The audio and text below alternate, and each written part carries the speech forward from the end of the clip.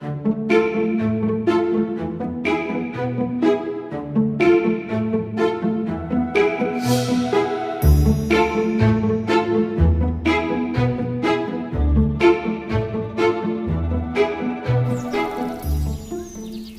6. Pig and Pepper.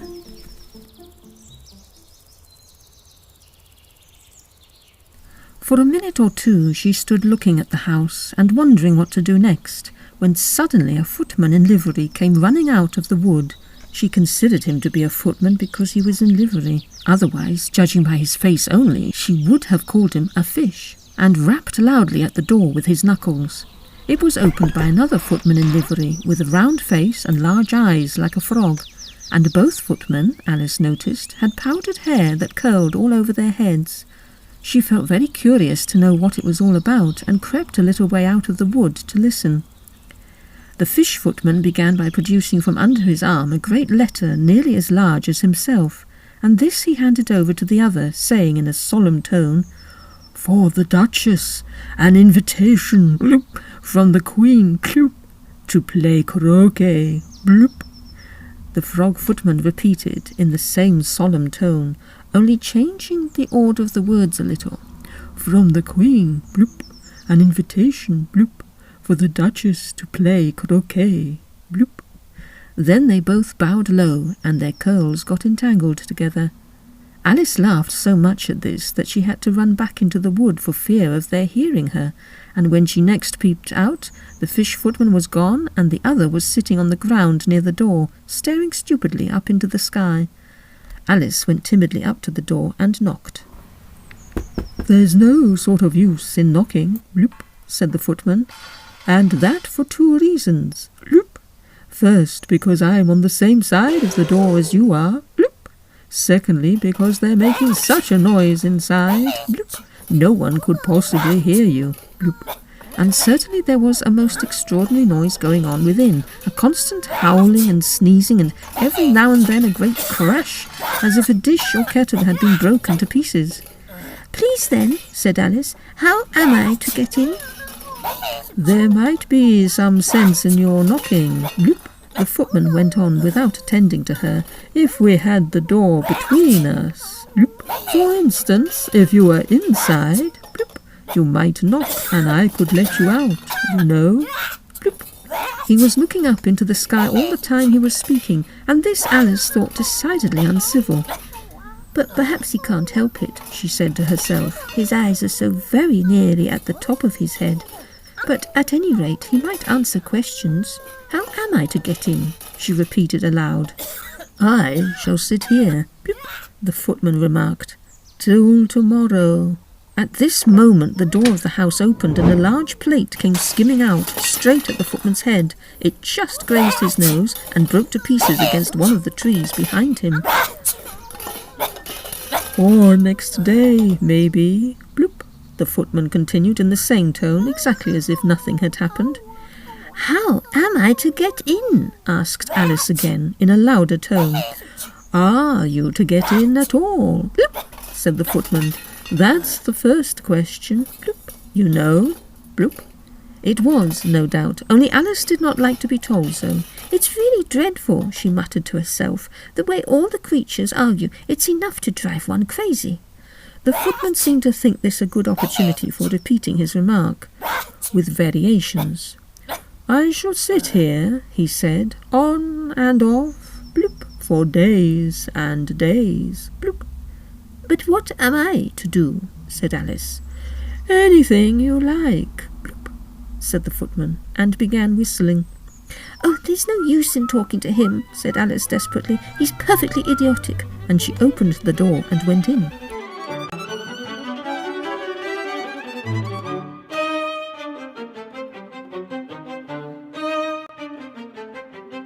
The door led right into a large kitchen which was full of smoke from one end to the other. The Duchess was sitting on a 3-legged stool in the middle, nursing a baby. The cook was leaning over the fire, stirring a large cauldron which seemed to be full of soup. "There's certainly too much pepper in that soup," Alice said to herself, as well as she could for sneezing. There was certainly too much of it in the air. Even the Duchess sneezed occasionally, and as for the baby, it was sneezing and howling alternately without a moment's pause. The only things in the kitchen that did not sneeze were the cook and a large cat which was sitting on the hearth and grinning from ear to ear. "Please, would you tell me," said Alice, a little timidly, for she was not quite sure whether it was good manners for her to speak first, "why your cat grins like that?"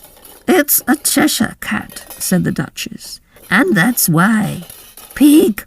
She said the last word with such sudden violence that Alice quite jumped, but she saw in another moment that it was addressed to the baby and not to her, so she took courage and went on again.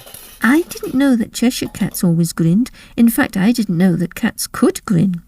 "They all can," said the Duchess, "and most of them do." "I don't know of any that do," Alice said very politely, feeling quite pleased to have got into a conversation. "You don't know much," said the Duchess, "and that's a fact."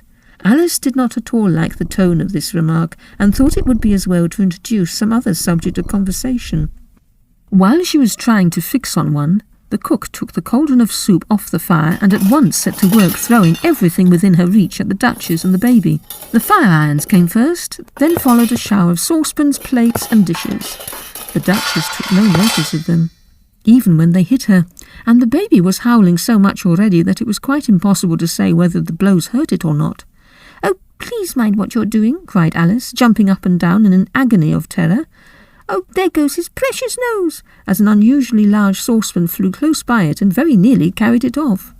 "If everybody minded their own business," the Duchess said in a hoarse growl, "the world would go round a deal faster than it does." "Which would not be an advantage," said Alice, who felt very glad to get an opportunity of showing off a little of her knowledge. "Just think of what work it would make with the day and night. You see, the earth takes 24 hours to turn round on its axis." "Talking of axes," said the Duchess, "chop off her head."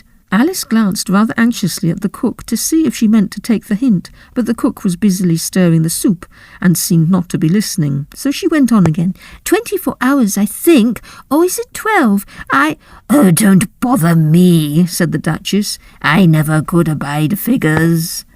And with that she began nursing her child again, singing a sort of lullaby to it as she did so, and giving it a violent shake at the end of every line.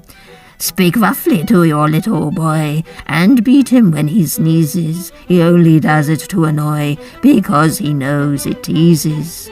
Chorus, in which the cook and the baby joined. "Wow! Wow! Wow!" While the Duchess sang the second verse of the song, she kept tossing the baby violently up and down, and the poor little thing howled so that Alice could hardly hear the words. "I speak severely to my boy, I beat him when he sneezes, for he can thoroughly enjoy the pepper when he pleases." Chorus. "Wow! Wow! Wow!" "Here, you may nurse it a bit if you like," the Duchess said to Alice, flinging the baby at her as she spoke. "I must go and get ready to play croquet with the Queen." And she hurried out of the room. The cook threw a frying pan after her as she went out, but it just missed her. Alice caught the baby with some difficulty, and it was a queer-shaped little creature, and held out its arms and legs in all directions. "Just like a starfish," thought Alice. The poor little thing was snorting like a steam engine when she caught it, and kept doubling itself up and straightening itself out again, so that altogether, for the first minute or two, it was as much as she could do to hold it. As soon as she had made out the proper way of nursing it, which was to twist it up into a sort of knot and then keep tight hold of its right ear and left foot, so as to prevent it undoing itself, she carried it out into the open air. "If I don't take this child away with me," thought Alice, "they're sure to kill it in a day or two. Wouldn't it be murder to leave it behind?" She said the last words out loud, and the little thing grunted in reply. It had left off sneezing by this time. "Don't grunt," said Alice. "That's not at all a proper way of expressing yourself." The baby grunted again, and Alice looked very anxiously into its face to see what was the matter with it. There could be no doubt that it had a very turn-up nose, much more like a snout than a real nose. Also, its eyes were getting extremely small for a baby. Altogether, Alice did not like the look of the thing at all. But perhaps it was only sobbing, she thought, and looked into its eyes again to see if there were any tears. No, there were no tears. "If you're going to turn into a pig, my dear," said Alice seriously, "I'll have nothing more to do with you. Mind now." The poor little thing sobbed again, or grunted. It was impossible to say which, and they went on for some while in silence. Alice was just beginning to think to herself, "Now, what am I to do with this creature when I get it home?" when it grunted again so violently that she looked down into its face in some alarm. This time there could be no mistake about it. It was neither more nor less than a pig, and she felt that it would be quite absurd for her to carry it further. So she set the little creature down and felt quite relieved to see it trot away quietly into the wood. "If it had grown up," she said to herself, "it would have made a dreadfully ugly child, but it makes rather a handsome pig, I think." And she began thinking over other children she knew who might do very well as pigs, and was just saying to herself, if one only knew the right way to change them, when she was a little startled by seeing the Cheshire cat sitting on a bough of a tree a few yards off. The cat only grinned when it saw Alice. It looked good-natured, she thought, still it had very long claws and a great many teeth, so she felt that it ought to be treated with respect. "Cheshire Puss," she began rather timidly, as she did not at all know whether it would like the name. However, it only grinned a little wider. "Come, it's pleased so far," thought Alice, and she went on. "Would you tell me, please, which way I ought to go from here?" "That depends a good deal on where you want to get to," said the cat. "I don't much care where," said Alice. "Then it doesn't matter which way you go," said the cat. "So long as I get somewhere," Alice added as an explanation. "Oh, you're sure to do that," said the cat, "if you only walk long enough." Alice felt that this could not be denied, so she tried another question. "What sort of people live about here?" "In that direction," the cat said, waving its right paw round, "lives a hatter, and in that direction," waving the other paw, "lives a March hare. Visit either you like. They're both mad." "But I don't want to go among mad people," Alice remarked. "Oh, you can't help that," said the cat. "We're all mad here. I'm mad. You're mad." "How do you know I'm mad?" said Alice. "You must be," said the cat, "or you wouldn't have come here." Alice didn't think that proved it at all. However, she went on. "And how do you know that you're mad?" "To begin with," said the cat, "a dog's not mad. You grant that?" "I suppose so," said Alice. "Well, then," the cat went on, "you see, a dog growls when it's angry and wags its tail when it's pleased. Now I growl when I'm pleased and wag my tail when I'm angry. Therefore, I'm mad." "I call it purring, not growling," said Alice. "Call it what you like," said the cat. "Do you play croquet with the Queen today?" "I should like it very much," said Alice, "but I haven't been invited yet." "You'll see me there," said the cat, and vanished. Alice was not much surprised at this. She was getting so used to queer things happening. While she was looking at the place where it had been, it suddenly appeared again. "By the by, what became of the baby?" said the cat. "I'd nearly forgotten to ask." "It turned into a pig," Alice quietly said, just as if it had come back in a natural way. "I thought it would," said the cat, and vanished again. Alice waited a little, half expecting to see it again, but it did not appear, and after a minute or two she walked on in the direction in which the March hare was said to live. "I've seen hatters before," she said to herself. "The March hare will be much the most interesting, and perhaps, as this is May, it won't be raving mad, at least not so mad as it was in March." As she said this, she looked up, and there was the cat again, sitting on a branch of a tree. "Did you say pig or fig?" said the cat. "I said pig," replied Alice.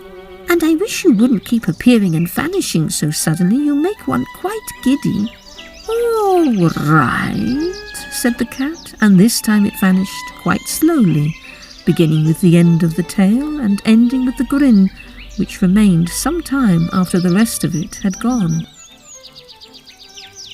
"Well, I've often seen a cat without a grin," thought Alice, "but a grin without a cat. It's the most curious thing I ever saw in my life." She had not gone much further before she came in sight of the house of the March Hare. She thought it must be the right house because the chimneys were shaped like ears and the roof was thatched with fur. It was so large a house that she did not like to go nearer, till she had nibbled some more of the left-hand bit of mushroom and raised herself to about 2 feet high. Even then she walked up towards it rather timidly, saying to herself, "Suppose it should be raving mad after all. I almost wish I'd gone to see the Hatter instead."